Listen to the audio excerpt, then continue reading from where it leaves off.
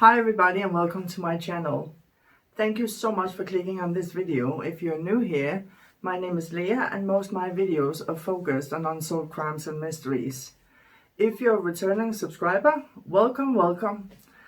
So today we are going to be talking about Jaylen Griffing that went missing from Buffalo the 4th of August 2020. He has been missing for 4 years. And there's been a break in the case that I want to talk about today. But before I go into the video, I have to put out a warning because some of the things we're going to be talking about can be very hard to listen to. I went over the case and I've been looking into everything, twisting and turning everything I could find. I've been reading and watching everything I can about this case. I went on Google Maps to see the neighborhood and see what was going on there. And there's some images of some kids there that I also want to talk about in the video. I just want to share my thoughts and my possible theories in the case, what might have happened. This is still an ongoing investigation. So if you're ready, let's do this.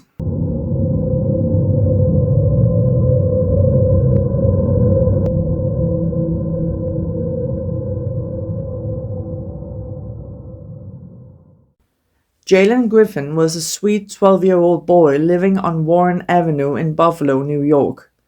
He lived with his parents, Joanne Ponzo, and his father, Brian Griffin, and he also had 2 older brothers. He had a 21-year-old brother whose name is unknown, and then he had 18-year-old Javan. They were a very loving and caring family that lived a perfectly normal family life. Jaylen was known to be the baby in the house and they would always refer to him as a mama's boy. When Jaylen wasn't in school, he would be outside playing football and hang out with his friends. He would also go to the Broadway Mart that is now known as the Sears Food Enterprise, where he would hold the door for customers and sometimes carry their groceries to their car because the customers gave him money as a thank you. That way he could make some extra allowance. But it seemed like this family was being followed by one tragedy after another. On February 15th, 2020, Jaylen's 20-year-old brother was shot outside their home. The police and ambulance arrived at the scene and took his brother to the hospital, and they managed to save his life, thank God. But they never found out who the shooter was. Joanne and Brian brought their 21-year-old son back from the hospital, and they took care of him and made sure that he was back on his feet. Months went by and things seemed to go back to normal. Then about 6 months later, Jaylen had just gotten a new puppy that he loved and adored. He woke up in the morning and he decided to take his dog for a walk. He returned home and left the dog in the house and told his mom that he was going to go back out. He didn't tell his mom where he was going, but he would usually be playing football or be hanging out by the Broadway Mart. He left at 11 a.m. that day, and very sadly, he never returned. Jaylen's family was worried sick and decided to call the police and report him missing. Jaylen's disappearance made the whole community come together. Missing person flyers were made, t-shirts were made with Jaylen's picture on them, vigils were held, and big search parties were out searching for Jaylen. Even the local pastor got involved. There was also put out a reward for information that would lead to finding Jaylen. But that only made all the bad people come out of the bushes. The family would receive calls demanding money for the return of Jaylen. But none of them had any proof to show that they actually had Jaylen in their possession. The searches continued and time went by and there was still no sighting of Jaylen anywhere. His family were hurting really bad, and it especially tore his mother apart, and her health was not doing very well either. And just when you think that this poor family had been through enough, tragedy struck the family again. On November 23rd, Jaylen's 18-year-old brother, Javan, was walking home from a grocery store when he was shot and killed. That hit the family very, very hard. The grief and the torment they had to go through is a pain that nobody can describe. Their 21-year-old son was shot, but they managed to save him. Their 12-year-old boy went missing, and now their 18-year-old son was shot and killed. All of this happened within 9 months. The police, the FBI, the community has done everything in their power to keep Jaylen's face out there, and they never gave up hope of finding him. But unfortunately and very sadly, due to her health problems, Jaylen's mother, Joanne, suddenly passed away in September 2023. And I'm sure her grief also had something to do with her passing. She was only 48 years old. Joanne had been searching and looking for her son for 3.5 years, just looking and wanting answers. But unfortunately, she passed away before she could get an answer. Jaylen Griffin's mother, Joanne Ponzo, is still grieving for him. As you can see, this mother can barely face the fact that her son has been missing for 3 years. She's so hurt that she's sitting down inhaling her asthma pump at the prayer vigil, surrounded by her family, Buffalo police, and the community. Look at my baby. This is the last time I see my baby. This picture right here on this freaking church. This is the only picture this one I remember my son was in. The morning of August 4th is the last time she saw Jaylen. Are you good? Do you need anything? I said, no, son, I'm good. I have not seen my son since 11 o'clock this morning, 3 years ago. People have been searching for Jaylen for more than 3 years. Nobody gave up, and people were still sharing missing person flyers everywhere. There had been some tips and some sightings, but unfortunately none of them led them to finding Jaylen. But what people didn't know was that in South Buffalo on Sheffield Avenue, only 5 miles from their own house on Warren Avenue, there was a halfway house where all kinds of criminals were being placed. It would be sex offenders, drug addicts, and people with mental health issues. The house is like the black sheep on that street, and none of the neighbors, they feel safe in their own homes. A neighbor told a reporter that she was walking down the street with her son, and a woman came out of the house and chased them with a bat. That house is really feared by most neighbors, and the police has been there several times. There had been a huge fire caused by a man living there. He was burning papers in the back of the house. The police was actually at the house 2 times on the same day. Developing story, this is coming out of South Buffalo. Fire crews there say that one person was seriously hurt in this fire on the 100 block of Sheffield Avenue. The fire commissioner tells us this was the second time the crews had to come to this house today. There is no word on what caused the fire. Homicide detectives are assisting in the investigation. But moving forward to the 12th of April 2024, a maintenance man arrived to the house to do some work. When he opened the door to the attic, he saw something that made all his alarm bells go off, and he decided to call the police. 107 Sheffield. Looks like it's going to be the side rear door. From the info from the tenant, see Chris, the maintenance guy. He believes there's a DOA in the attic. No smell. He can't make out what it is, and no one will look. The police arrived at the house and went up to the attic, and that's where they found human remains. They said that the person had been deceased for a very long time, and they sent the remains to the medical examiner's office, where they had to identify the person using their dental records. And very sadly, it was confirmed that Jaylen Griffin had been found. And they also reported that it was a homicide. But in the shadow of this memorial, questions still loom about the house Jaylen Griffin was found in. Through police logs, News 4's learned that there were 4 separate calls for dead bodies across 4 years at 107 Sheffield Avenue. DOA 107 Sheffield. Body's been there a while. These 911 logs reveal the troubled past at 107 Sheffield Avenue in South Buffalo. More than 160 complaints have been made to police since 2007. Those include domestic violence, fire, and mental health calls, to calls regarding the discovery of dead bodies.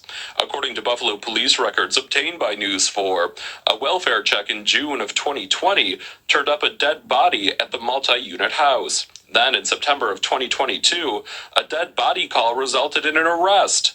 We requested further information on if a dead body was actually discovered from this call. And nearly 1 year later, in August of 2023, a dead body was found in the yard of 107 Sheffield. And most recently, on April 12th, the nearly 4-year search for 12-year-old Jaylen Griffin came to an end when he was found dead in the attic of that Sheffield Avenue home.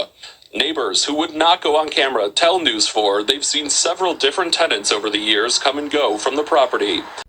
So it has come out that 4 bodies have been found in that house. A body was found in June 2020, that's 2 months before Jaylen went missing. Then a body was found in September 2022, that's 2 years after Jaylen went missing. And then another body is found in August 2023, that's 3 years after Jaylen went missing. Wouldn't you think that when the police arrive at a crime scene and finds a dead body, that they search the whole house from top to bottom? This only shows me that they didn't search anything, because if they searched the house where they found 2 bodies in September and August, they would have found Jaylen if he was there. And if they searched the whole house from top to bottom, that just shows that Jaylen, he wasn't there at that time. So where was he? Does that mean that he was murdered somewhere else and brought to that house after? The investigation has now taken a different turn, and they're now looking for the person that murdered Jaylen. There's a reward for up to $7,500 for information that leads to an arrest. If you have any information, please come forward so the family finally can get some justice for Jaylen.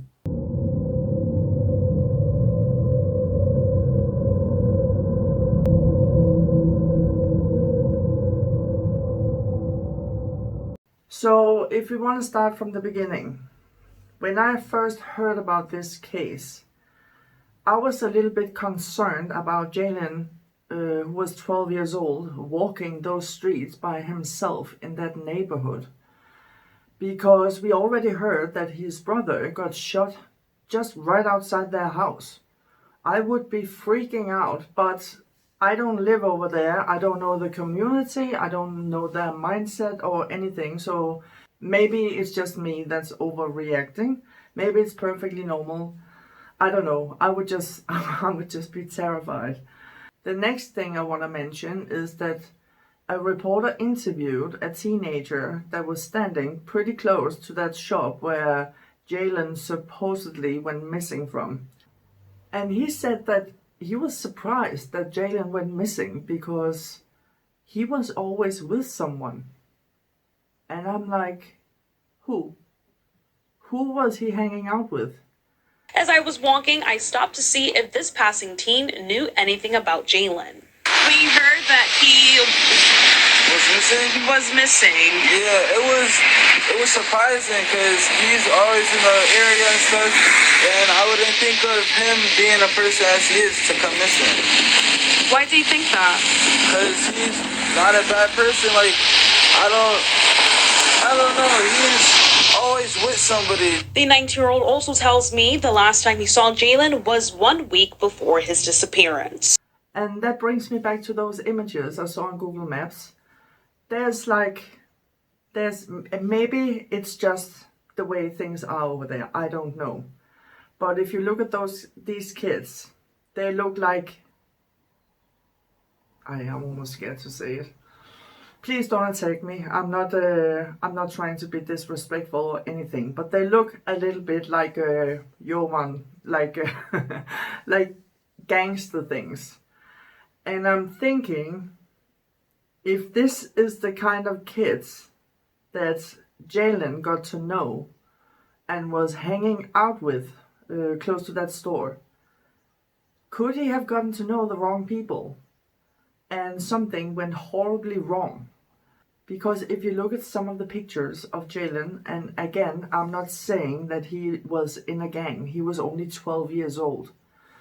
What I'm saying is he could have gotten to know the wrong people who might have been in a gang and he didn't even know.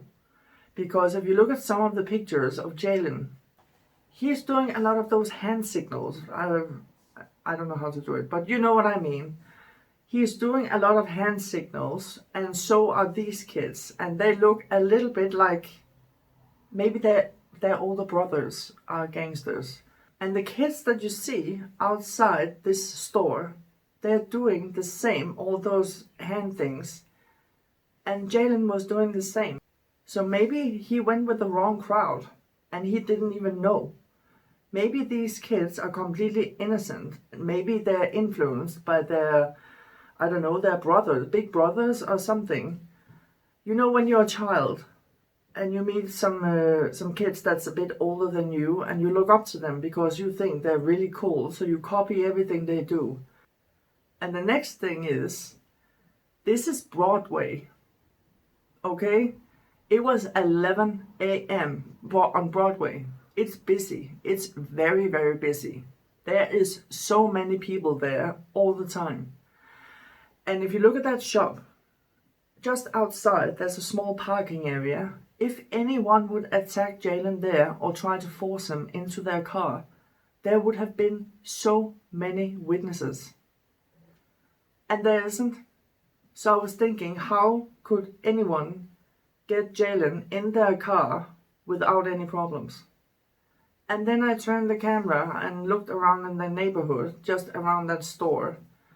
And just across the street is a Burger King. And I was thinking, he was making some money by holding the door for people, helping them carry their groceries to their cars, and they would give him some money so he had some extra allowance.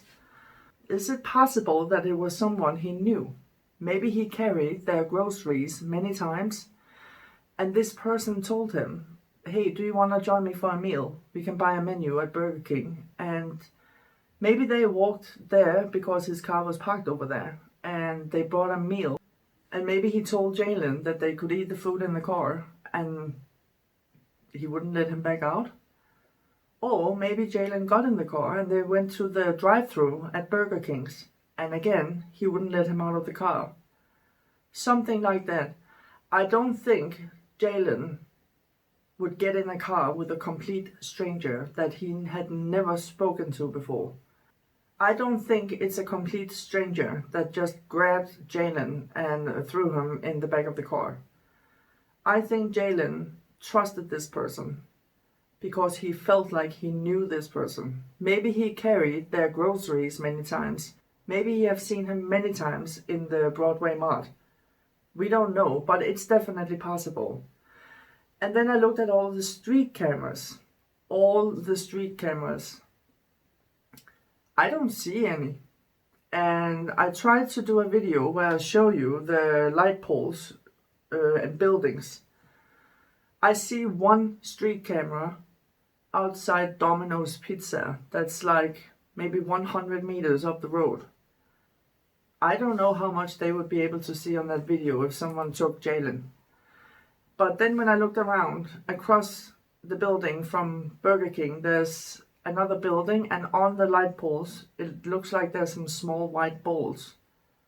Could that be street cameras? I don't know. But when I looked around at the traffic lights and everything in the buildings, I don't see one single street camera, and that was very surprising to me because I would think that a place like Broadway, I thought it would be packed with cameras. I really did, and maybe I'm just being blonde and I don't see them. But when I look around, I don't see any cameras at all. So you can go on Google Maps and look for yourself. Maybe I'm wrong and they're everywhere. I just don't see them. So now I want to talk to you about the house on Sheffield Avenue. There was a maintenance guy who went there probably to do some work in the attic. And he went up there, and when he opened the door, he saw something that made all his alarm bells go off. And he didn't want to touch anything or do anything, so he decided to call the police, and they found human remains. But I'm thinking, the attic, was it like a room where someone lived? And the maintenance guy went up there to clean up after the last person, or making ready for a new person to move in. I'm just thinking, wouldn't it be weird if someone lived there that murdered Jaylen and just kept his body there? Because if it's actually just a storage area for the people living in the house, the maintenance guy, he wouldn't have any of his belongings up there. So it's not like he would go through cabinets or boxes or anything. So that means that the remains would have been in plain sight. So anyone would have seen them. And that brings me back to the windows. Because when you looked on Google Maps before they blurred the house very fast on Google Maps, but I found them anyway. When you look at the house from years before, those two windows, they are always closed. Completely closed. But moving forward to October 2020, the windows are open. 2 months after Jaylen went missing, someone went in the attic and opened the windows. And they even put something under the windows to make sure that they stayed open. Who is that person? And why didn't they see the remains of Jaylen?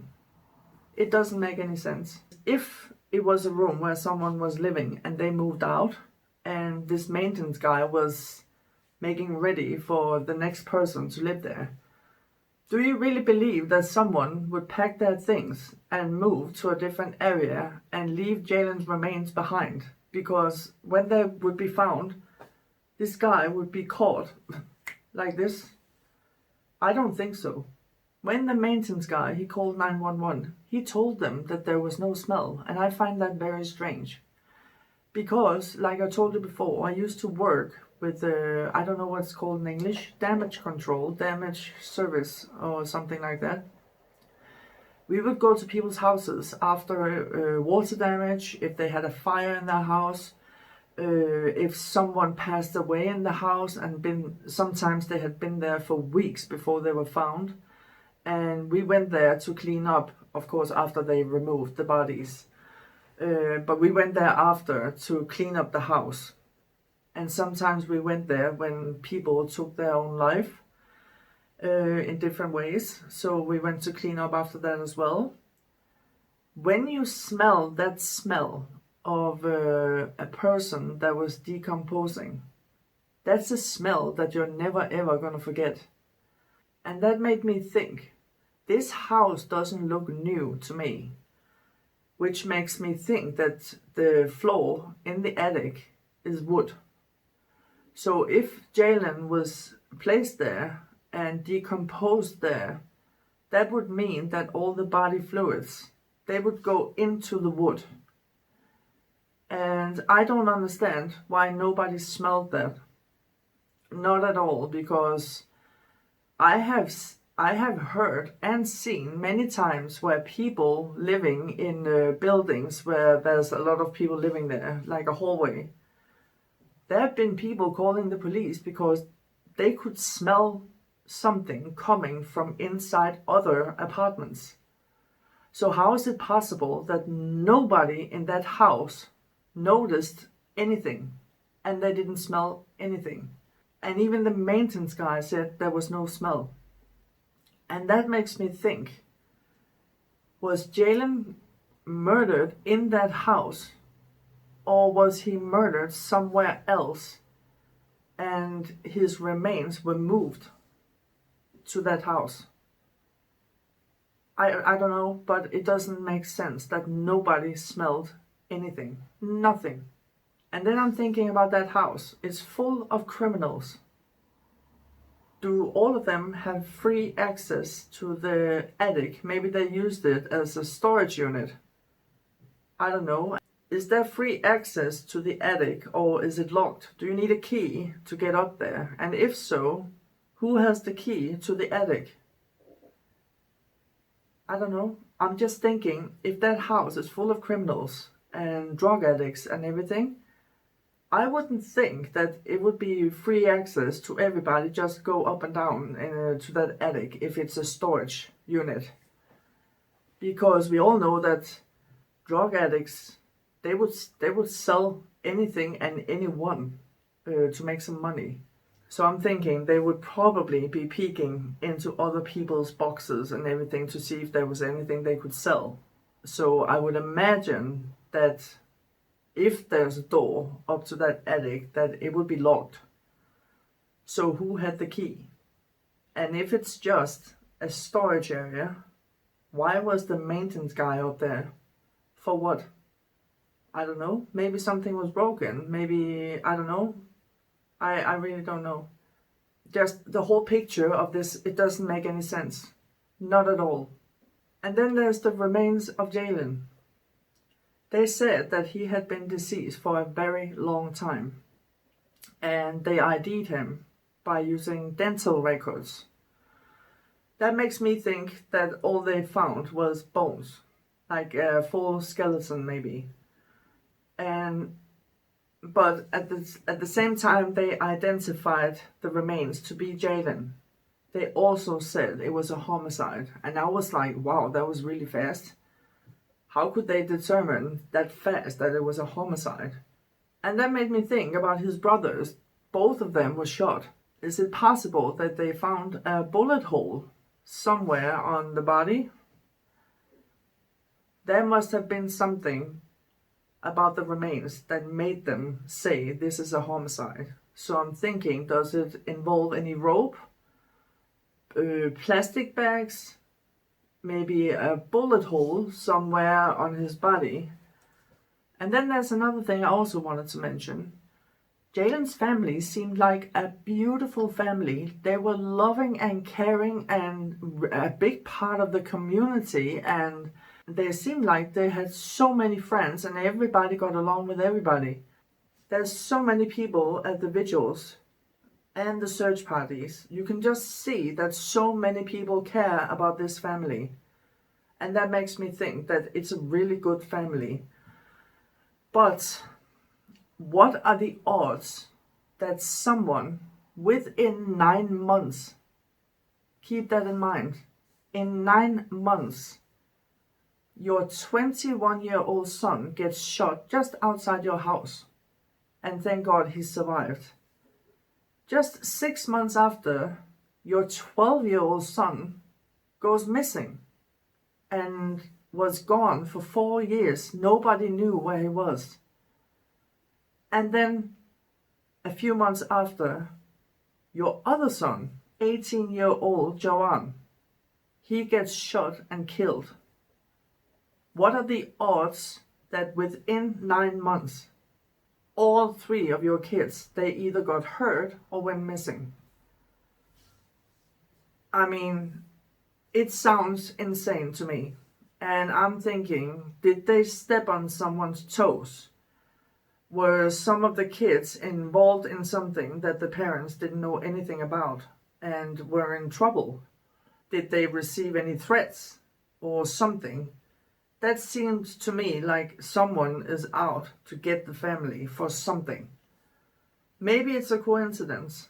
I just think it's completely crazy. Because of all the families and children that live in the area, they targeted exactly this family and either hurt or kidnapped all their children, all of them.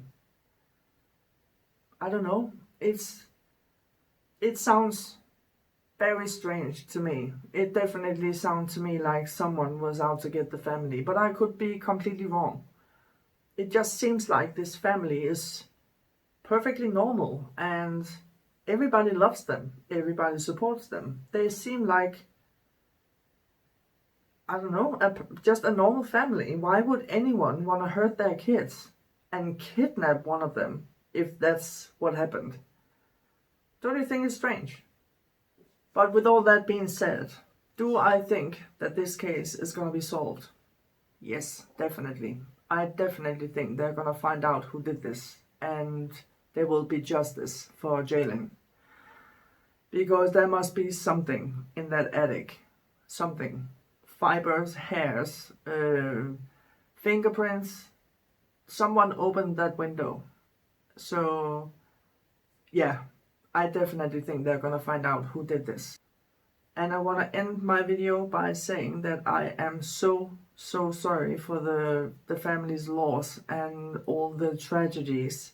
But I also believe that there's a little bit comfort in this case because I'm a believer. And I believe that the mother, Joanne, she is reunited with her boys in heaven and they're watching over their family. I do believe that. I always believe that when we pass away, we are reunited with our loved ones on the other side. So I hope that's true because there's some people that I lost that I would love to see again. And I truly believe that's what happens. So that's it for today's video. I want to thank you for watching and please let me know in the comment section down below what you think. And please don't forget to hit the subscribe button. I really want to reach 1,000 subscribers so we can do some live videos and discuss the cases. That would be amazing. So please do me a favor and hit that subscribe button and let's move this channel a little bit faster. So I want to wish you all a beautiful day and until the next one, take care and stay safe. Bye.